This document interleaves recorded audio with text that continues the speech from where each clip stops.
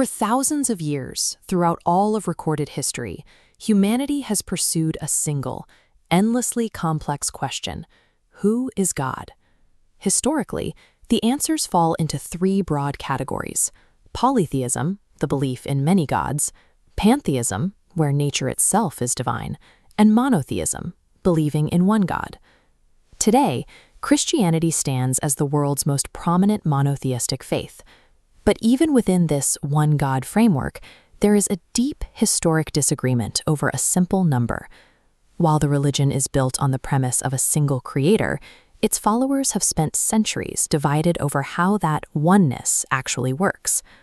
The mainstream Trinitarian tradition teaches that the one God exists in three separate persons: the Father, the Son, and the Holy Spirit. Standing in contrast are oneness monotheists. They argue that dividing the identity of God into distinct persons has no basis in the original scriptures. If we set aside tradition and perform a strict audit of the biblical text, which number is actually tied to the identity of God? The scriptural audit begins with the Shema, the foundational text of ancient Judaism found in Deuteronomy. It contains a specific, unyielding mandate: "Hear, O Israel, the Lord our God, the Lord is one." This singular focus was the defining trait of Israel, intentionally separating them from the polytheistic nations that surrounded them. Centuries later, Jesus didn't update this math. He explicitly reaffirmed the Shema as the most important commandment of all. When we look at the rest of the Bible, the association with the number one becomes a consistent pattern. It starts with the Ten Commandments, which forbid having other gods, and continues through the book of Isaiah, where the text repeatedly declares that besides me there is no God.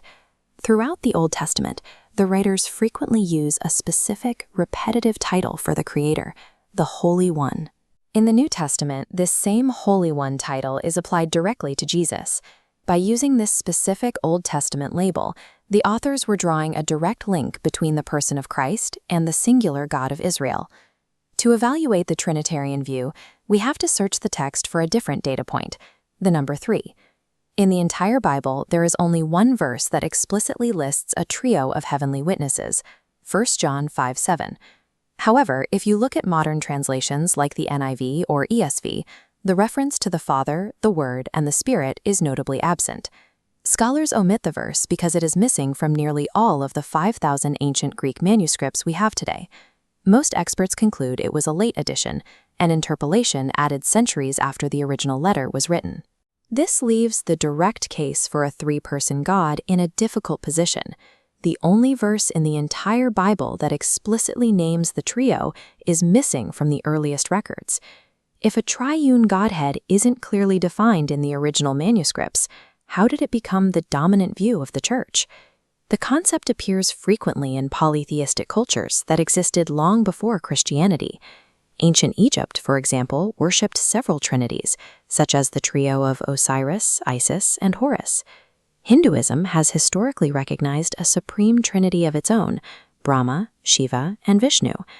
By the 3rd and 4th centuries, the philosophical teachings of Plato, which included triune concepts, began to influence Greek converts, providing the framework for the doctrine to enter Christian theology.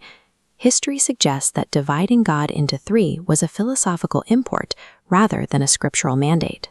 When the layers of later tradition are removed, the textual evidence remains focused on a single, indivisible identity.